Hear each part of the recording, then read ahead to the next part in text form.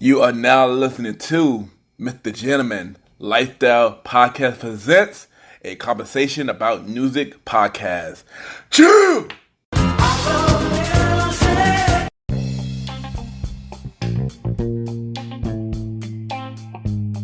Yes, welcome back, everybody. Welcome back. And at this time, you already know this is the spin-off series of MrGentleman Lifestyle Podcast, a conversation about music. And we got a special guest. We got a music artist, a songwriter. He got a new project out called New Language. He brought us 2 songs off that project. We'll talk about that and everything about his music career. And also, if you haven't heard the Premiere Boy podcast episode 31, he was episode 37. He was on that episode as well. So we got him on my show now. We got the bro, Gem Uriah Starr in the building. Gem Starr, how you doing, bro? Hey, what's up, man? It's good to be here once again, man. Yes. Welcome to my show, MrGentleman, like the podcast. And I want you to come on the show too. So happy I finally got you on my show. I appreciate it, man. And you already know. So we're gonna start this. And we'll start with where are you from? So the audience can know more about you. I am from Brooklyn, New York. In particular, East New York. I grew up in one of the worst neighborhoods in Brooklyn, but it's all good. I feel you on that. Yeah. Oh man, East New York is crazy. I'm not gonna hold you. East New York is crazy. Shout out to First Periods. Yeah. So describe one word about you and why. One word, I would say probably eclectic. I would say because I have a lot of different influences as far as artists go, as far as life goes, as far as spirituality, philosophers. I just take from different areas of life, and I feel like different cultures and different people and different experiences have kind of created who I am, you know? Dope. So let's talk about your beginning of life. Like, how was you growing up? I know you already mentioned that you're from East New York, so yeah. I already know it's crazy. So let's talk about your beginning of life. How were you growing up and stuff like that? Well, growing up, I am the youngest of 7 children, 3 sisters and 3 brothers.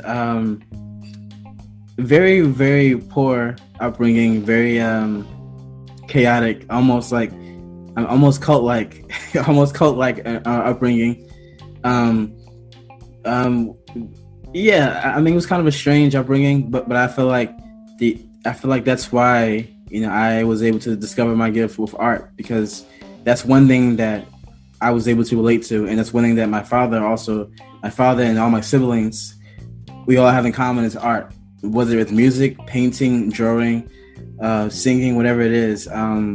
We're all artists, so I feel like my upbringing has kind of amplified me as an artist, because for me, communicating through music and art is much easier than like words and conversation. You know, I had to learn how to talk and conversate later on in life, but music was my escape. That was my language, and still is. Dope. And how all that you've been through growing up made you the person that you are today? Yeah, so I don't feel like I had a very normal childhood, and I don't feel like I got to experience a lot of things that a lot of other children my age did growing up. So it gave me a different perspective on life. It made me a lot more analytical, a lot more observant of things. I was never the cool kid. I was always the abstract, weird kid. So when you're on the outside, it gives you more insight to look at everything else and really observe things for what they are, because you aren't caught up in anything. So being an outcast gave me a different perspective, and it's given me a broader look on life and people and cultures, because I had the opportunity to look from the outside in at everybody else, you know? Yeah. And I could definitely relate about, you know, the outcast. I also been an outcast as a kid too, so I definitely know how that felt like, man. And it was definitely not an easy feeling, but you overcame that, and you're killing it now. So yeah, you know, man, appreciate it. Yeah, man. I mean, as you know, that it builds character, right? You know, it has its pros and cons, but it helps you. It builds a certain type of character that you don't get if you had it easy in life. You know what I mean? Yeah, definitely, man, definitely. So we all know that you're a music artist, man. You are dope. Trust me. Watch me out here his music, y'all. He is dope, man. So So my question is, who inspired you to become an artist, and what age did you discover that you had talent?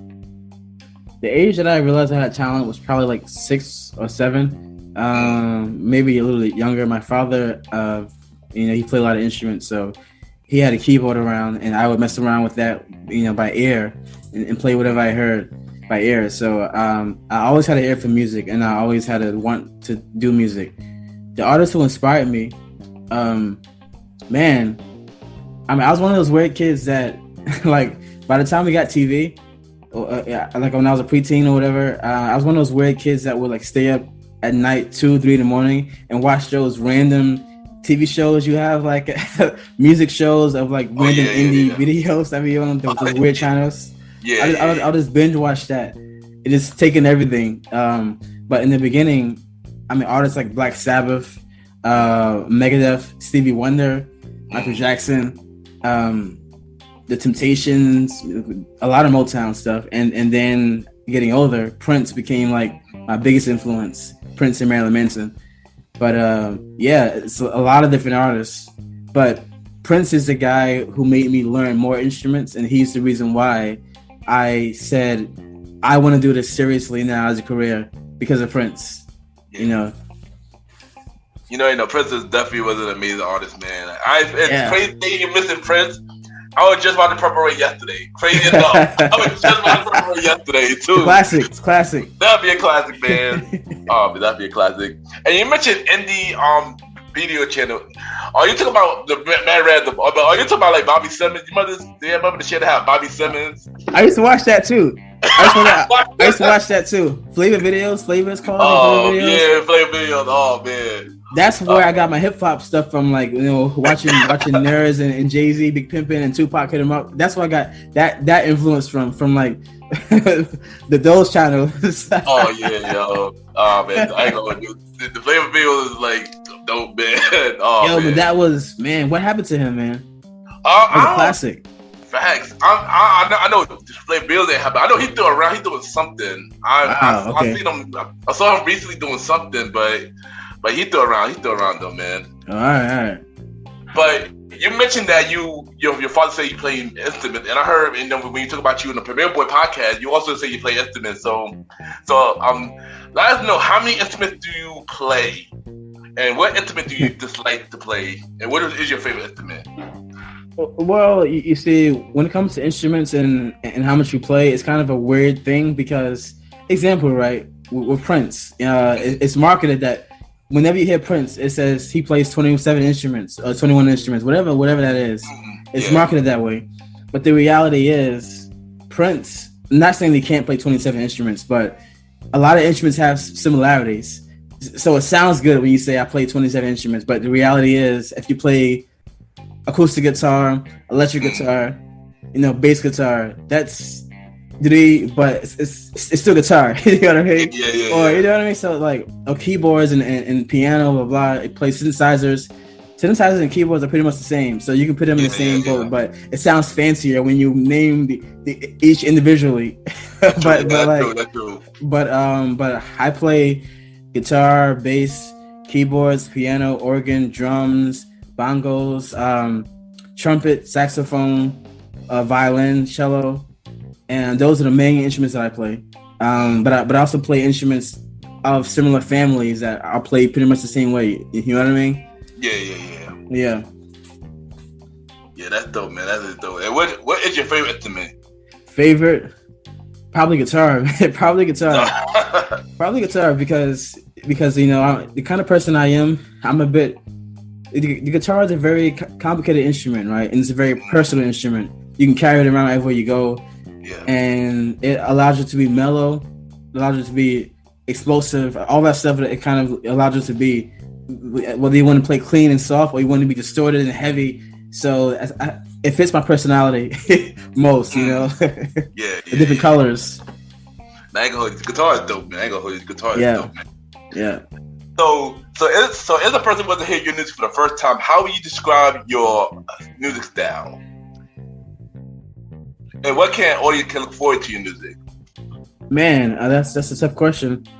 I feel like you'll have kind of a new experience. you hear my music, because even though you can hear the influence of different genres sometimes, I have a certain fingerprint on how I sing, on how I arrange things. It's kind of unique to me. So I feel like you'll get a new experience that you aren't really used to, with some familiar sounds as well.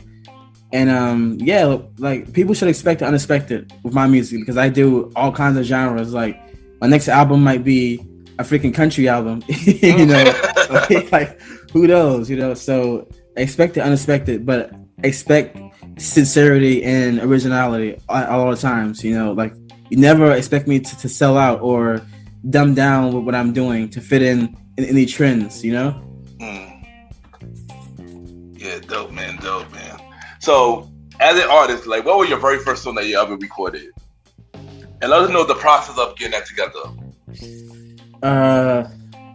First song I recorded. So all right, so I started really like writing and composing and producing music when I was like 14, and I was a part of a band called Cutting the Vital, and that was the first song that we recorded as a band officially was that project from Cutting the Vital.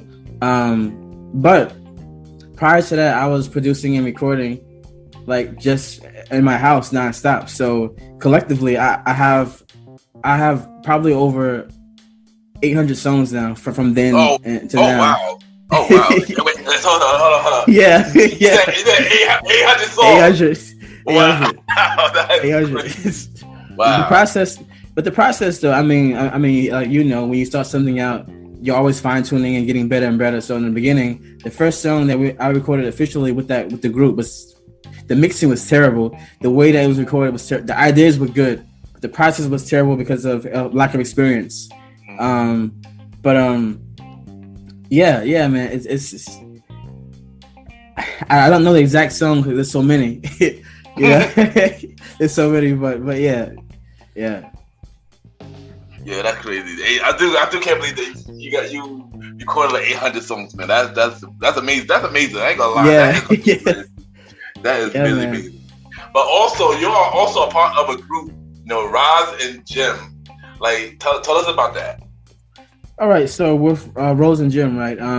In high school, I had a friend named Kev. He raps and he also produces. So through him, I met a girl that I ended up dating. I won't mention her name now on here, but that I ended up dating, and by accident, basically. And when me and her started dating, she's a singer, by the way. So she introduced me to her voice coach and everything. So in the voice class she had, is where I met Rose. She was friends with him too, so they were friends. And me and him didn't really become like close friends like that off the back, because the kind of style that I have, some people like like in the hood, black people in general probably like I'm not sure what he's on. I'm not sure what kind of energy he's bringing, whatever. The style, because it's something different. So because of that, we didn't like get along immediately, but we were cool. And Rose sang and everything. And the cooler we got, I sent him some tracks to sing on and write on, and then we became close friends. And then I started sending him a lot of tracks, and he's writing on the tracks. And once me and this girl broke up, me and him stayed friends. And we decided to just collaborate. You know what I mean? Yeah, that's dope. And I heard your song. I remember last time you mentioned the song on the We Was on the Premiere podcast, and I finally heard that song, and that song is really dope. I think I forgot what it's called. Same Old Song and Dance. Yeah, there you go. Yeah, I heard that song. Wow, this song is really dope. It gave me that New Jack Swing vibe, Teddy Riley vibe. I was like, yo, Appreciate this is dope. Appreciate it, man. And also, now that I mentioned the Premiere podcast, shout out to the bro, Star Riding Rod, and which you know him perfectly. Yeah. You know, tell us how y'all met. Tell how you met. Well, I mean, Rod, me and him were friends. I think it was junior high school. You know, we went to the same junior high school.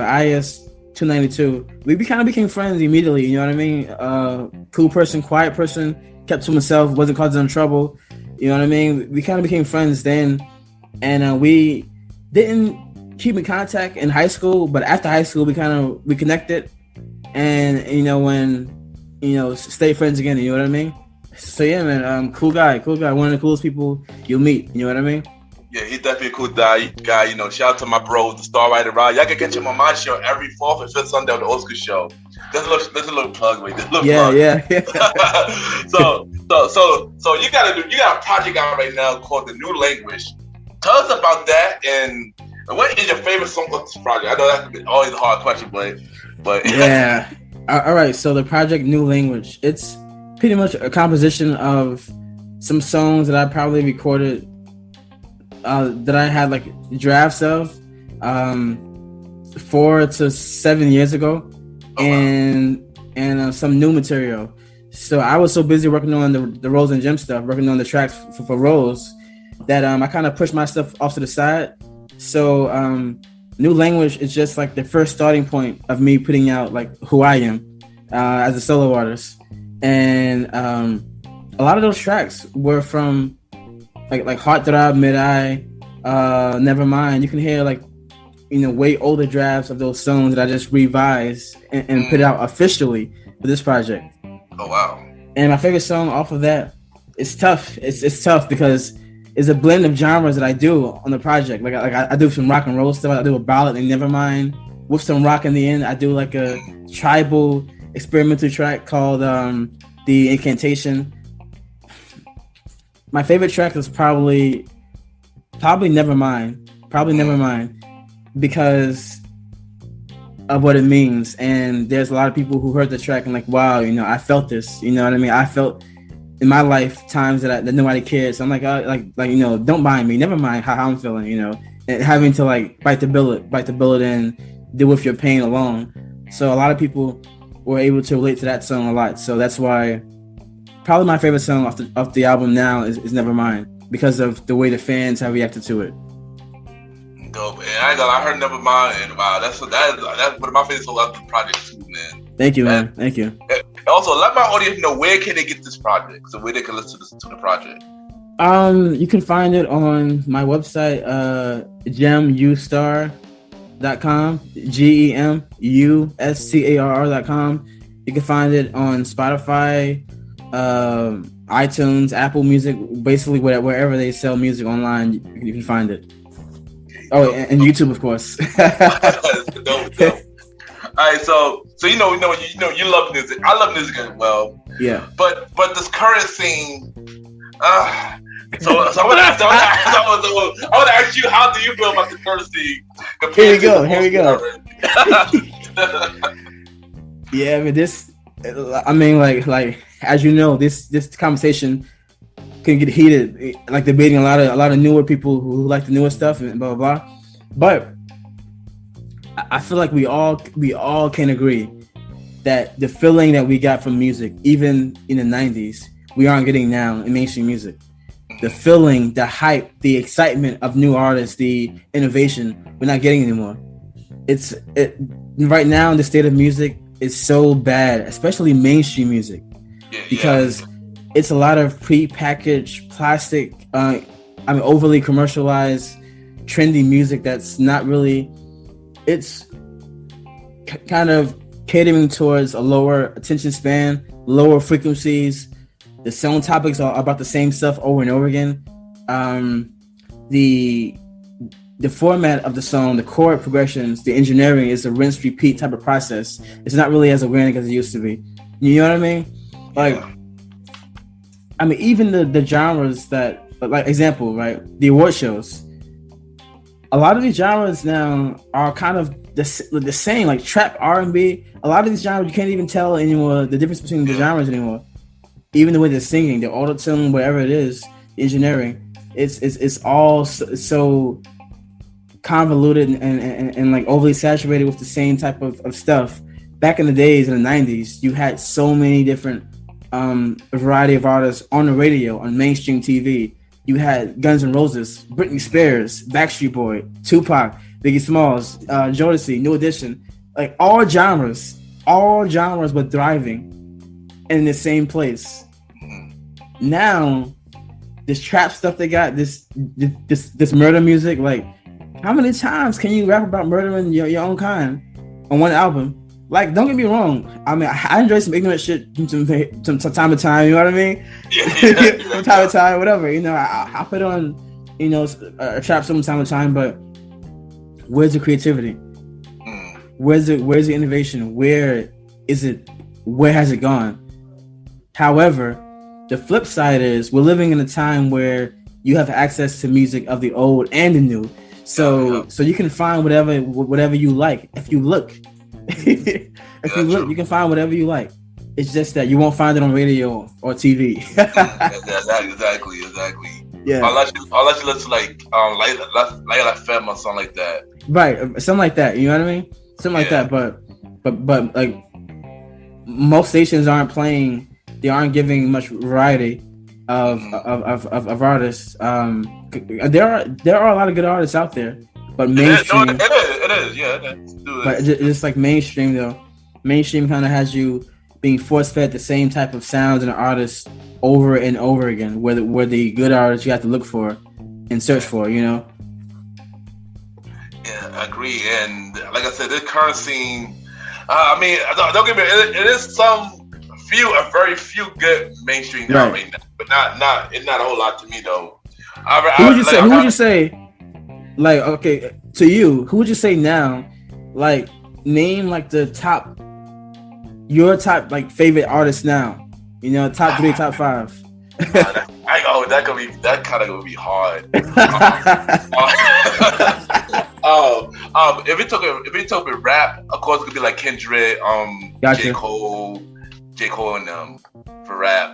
R&B, her is one because she is talented. She's talented.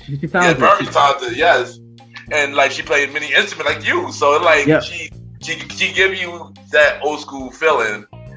SZA to me got it in sort of sense and stuff like that, and some R&B artists too, like Daniel Caesar and stuff like that. But like I said, it's not a lot though. Like it's like I said, you gotta look for it. You gotta look for it. Yeah. I agree. And it is crazy how time changed, man. Because a lot of people do want to listen to old school. They don't want to listen to the new stuff like that. That's what's sad. It's sad because the fear that I have is that a lot of these newer artists are not at least learning from the pioneers. Yeah, exactly. At the very least, you know, I mean, even in the 90s, the artists were learning and still influenced by their elders.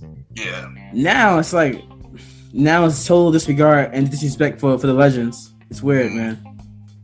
Yeah, I agree, man.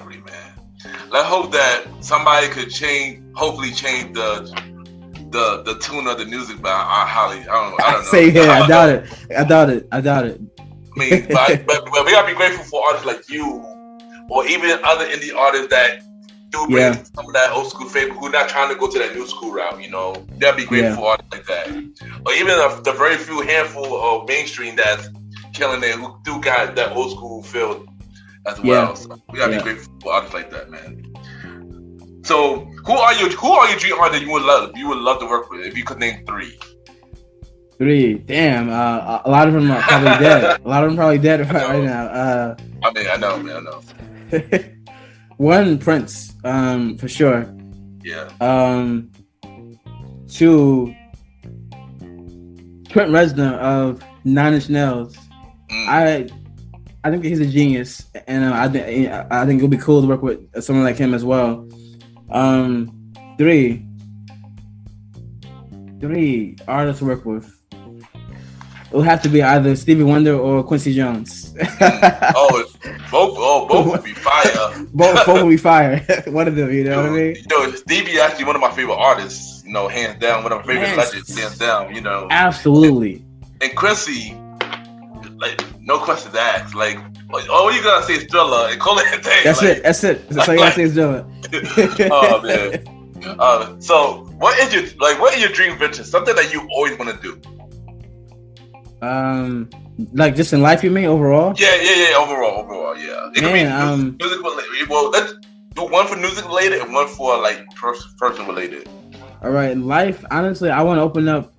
Well, okay, this kind of ties in life related. I mean, I want to travel almost every country. Like I want to travel the world more and visit like 20, 30 countries and see the culture, the food, the people there, feel the vibes. And that's one of my life goals.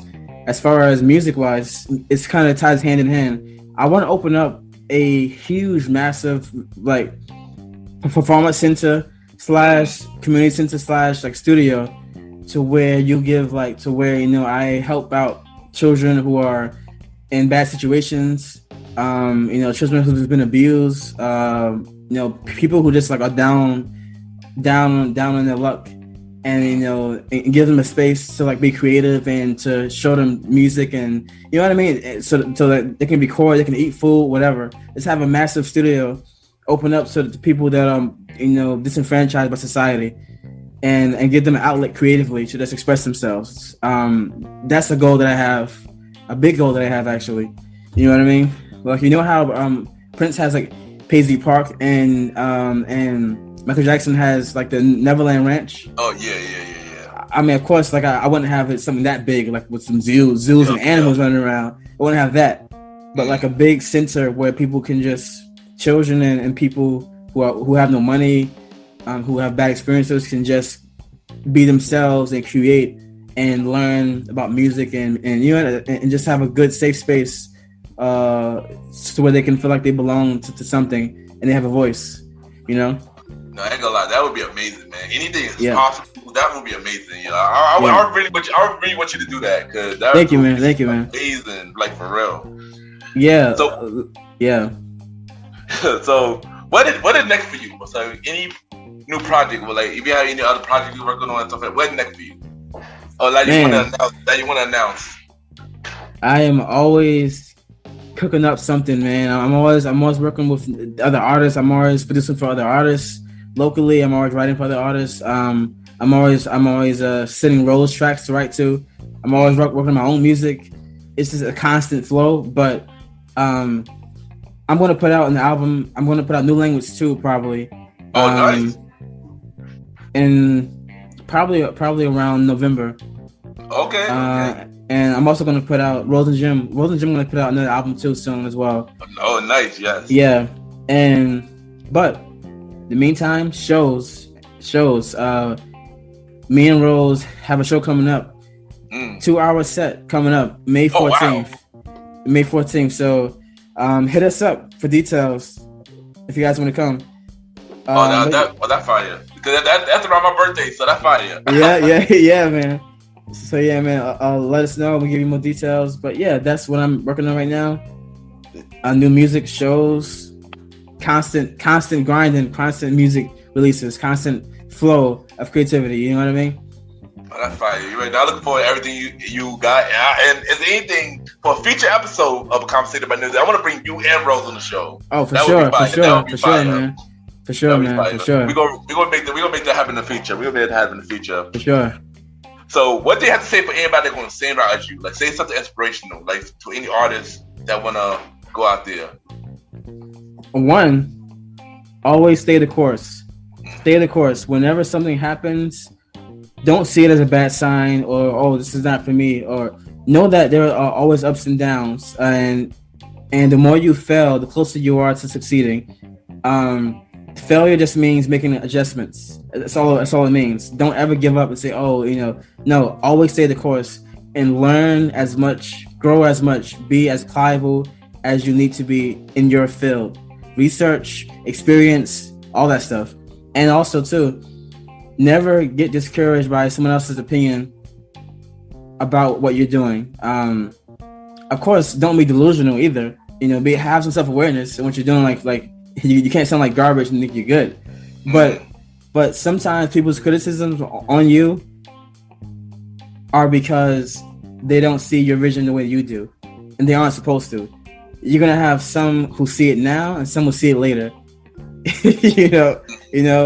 But don't ever let that stop you from achieving what you need to do. Go and get it. No fear. don't think that, I'm going to wait until I'm ready. No. Learn on the job. There's no perfect time. You know what I mean? Learn on the job. Be fearless, be bold, and be relentless in whatever you want to achieve. There you go. Amazing advice. So what we're gonna do is we're gonna have a segment game. I got 2 games for you. One is 5 music topics. So I'm gonna name 5 topics and you answer it. And think about it, you don't know what I got cooking up. Yeah. So this is segment game part 1. So are you ready? I'm ready. All right. So what is your favorite song or Thriller? Off of Thriller, off of Thriller. You know what? Let me do a quick search to make sure that I know all the songs first. Yeah. because like there are 2 that I'm leaning towards. Okay, it has to be Human Nature. Human Nature for sure. And also shout outs to Toto who had a big role. The band Toto had a big role in the production of that track as well. But really? Really? Oh wow! Yeah. I did not know that. Yeah. That is great. Wow. Human Nature, for sure. Absolutely, yeah. Human Nature. And I ain't gonna lie, that's one of my favorite Thriller songs for Thriller as well. Human Nature and Later in My Life. Yes, those 2. Yes. That's what I was gonna choose too. Yes, those 2 amazing tracks. They're all amazing tracks. Both of them amazing tracks, man. Yeah. All right, next is this movie that I sang yesterday again. Your favorite song off the Purple Rain. I had to. Yeah, this might sound. I know a lot of Prince fans are gonna get mad at me for saying this, but because it's an obvious one. But When Doves Cry, When Doves Cry, and here's why: the album is absolutely amazing, from Purple Rain to Darling Nikki. Let's go. It's an amazing masterpiece. But actually, no buts. Just that When Doves Cry, to me, that's a great example of who Prince is entirely. Vocally, production-wise, guitar solos, it's a great showcase of who Prince is. You know what I mean? You know what's crazy? That's my favorite song off the Purple Rain album too. Is When Doves Cry. I'm not even gonna lie. That is classic, my favorite song. It is, man. It really is. Like, I also like Let's Go Crazy as well, and I like that. Yeah, but When Doves Cry though, brilliant, hands down. All right, so we're gonna do some verses. So I got some verses question for you. I had to do it. All right. And so I got 3 verses for you. The first one I got Stevie Wonder versus Ray Charles. Great battle. Great battle. But I got Stevie Wonder winning that battle because I feel like Stevie Wonder, his palette musically is much wider than Ray Charles was. The genres that Stevie Wonder touches, Ray Charles kind of stayed in gospel, and so Stevie Wonder touched reggae. He touched funk. Like he's all over the place with hits. You know what I mean? With hits. So yeah, I gotta say Stevie Wonder. But shout out to Ray Charles. Yes, definitely. I agree. Stevie Wonder. Well, I'm a big Stevie Wonder fan. I was a fan of. I like Ray Charles, but Stevie Wonder, like you mentioned, he went to everywhere, like reggae as well, and also produced too, and many people's songs that many people did not know. Yeah. So yeah, definitely. All right, so next we got Blackstreet Boy versus NSYNC.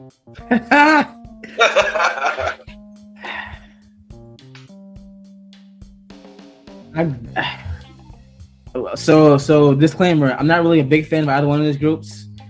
But when I hear music now, their music sounds like freaking heaven compared to what's going on now. but if I had to choose one, I'd probably say Backstreet Boys. But by a little edge, I mean, I just personally like some of their harmony work a little better than NSYNC, as far as some of the harmonies, the way they blend together in some of the songs. I mean, I ain't gonna hold you. I like both groups, but I'm for some reason I like NSYNC a little bit better, just a little bit better. I like NSYNC a little bit better. They were good too, They were good too. Yeah. So next one I got is Luther Vandross versus Teddy Pendergrass. Oh man, that I hit you with the question, man. This is kind of a tough one.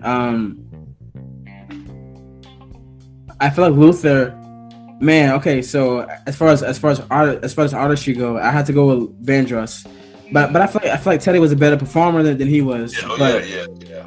But as far as this like vocal ability and catalog, I'd say Vandross for sure. Yeah, I agree. I agree with Luther as well. You know, Teddy's dope. Teddy got to make super dope. Super dope. Yeah, but I gotta go with Luther this one. All right, so now we're gonna go with the second segment game called "Who Gotta Go." You already know we played this on the Pretty hard one. Yeah, it's gonna be a tough one, man. Yeah, we played it on the Premier Podcast. I got 4 choices. I got 4 sets right now. So, all right. So 2 of them you probably heard 2 of them before, but here's the first one. So who gotta go between Beyonce, Rihanna, Mariah Carey, or Mary J. Blige? I'm going to go with Beyonce. Okay. I'm going to be, I'm sure a lot of people would choose Rihanna and keep Beyonce, but I'm going to go with Beyonce. No particular reason. Just personally, I'm not really a big fan of hers like that. Personally, so like I don't have any big reason for it. I just like her the least out of those 3. Pretty much same here. Beyonce gotta go. Same here. Next one we got, R&B groups. We did this on the Premier Podcast, so we got 112, Jagged Edge, Blackstreet, or Drew Hill. One has to go.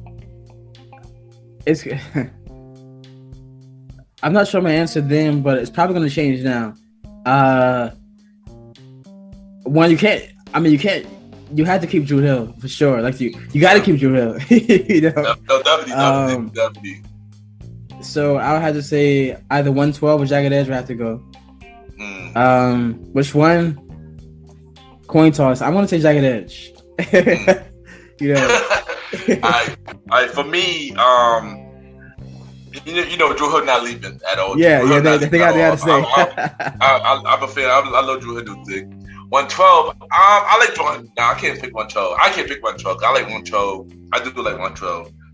It's definitely between Jagged Edge and Blackstreet, but I might pick Jagged Edge because Teddy. Because I'm a Teddy fan. Teddy is Blackstreet. Yes, exactly. So I can't pick Blackstreet. For once, I can't pick Blackstreet. I usually do pick Blackstreet. I'm gonna pick Jagged Edge. I'm gonna pick Jagged Edge though for this one. Yeah. All right, so we got next one is male R&B artists. We got Usher, Chris Brown, R. Kelly, and Ne-Yo.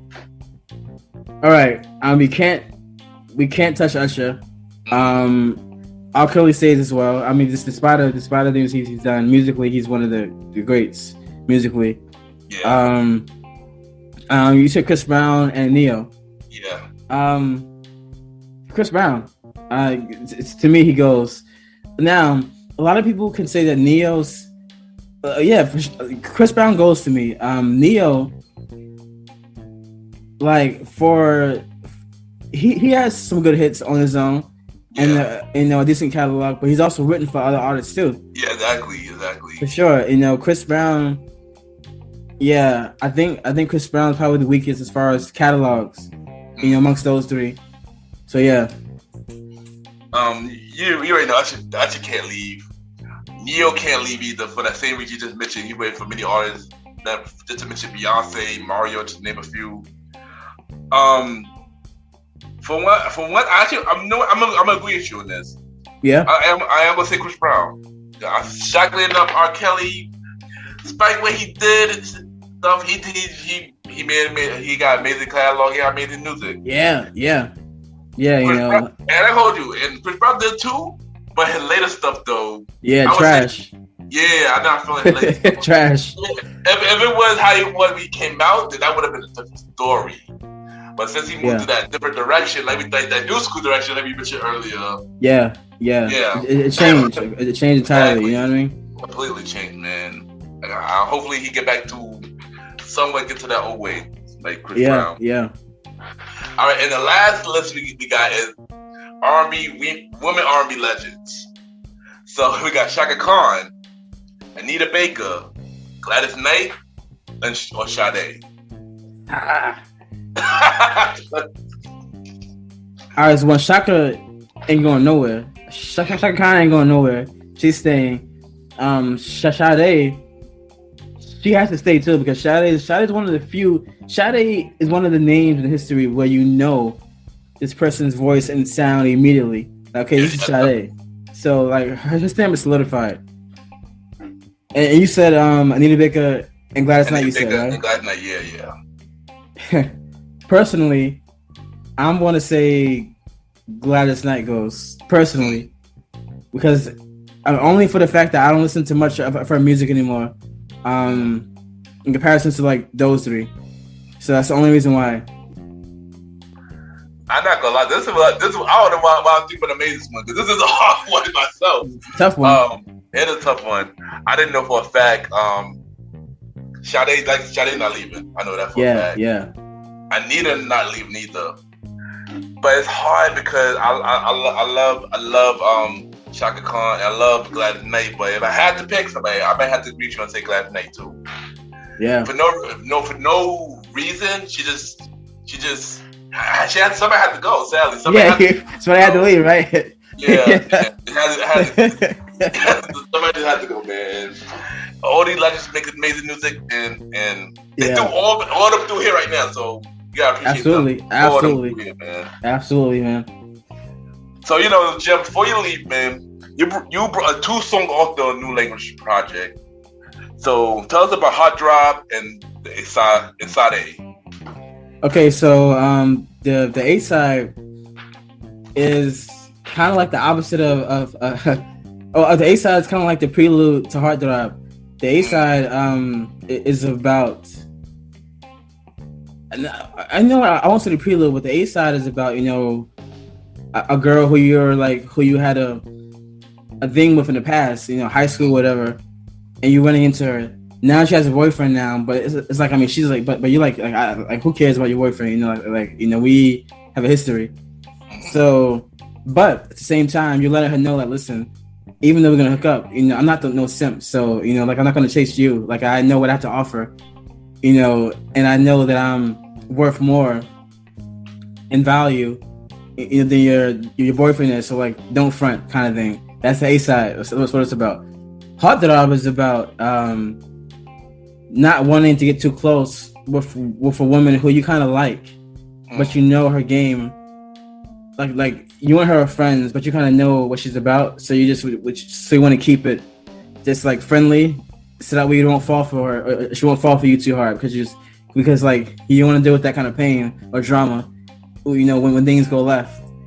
You know what I mean? Yeah. And we're about to play those songs after this is done. But Gem Starr, bro, thank you for coming on the show, man. This conversation was dope, man. I ain't gonna hold you. The conversation was really. I appreciate it, man. Once again, it was always a pleasure, man. You already know, man. And we definitely gonna do this again. Hopefully next time we get you and Rose on the show and stuff like that. Also bring back on the Premier Podcast as well and stuff like that. And talk about more music. You already know. Talk about more music. For sure. I'm down for that, man. I'm down for that, man. You're gonna make it happen, but bro, before you leave, drop your social media where everybody can reach you, and drop where they can listen to all your songs and your projects and stuff like that. This is your time. All right. To keep it simple, you can go on Google and search Gem Uriah Starr, GEM URIAH STARR, or you can go to GEMUSTARR.com and find everything on there as well. So yeah, it's pretty easy to find me. But I appreciate it, man. Once again, thank you, man. It's a pleasure. Thank you, man. Yeah, and we'll be right back. All right, man. Be easy, man. All right, man. All right.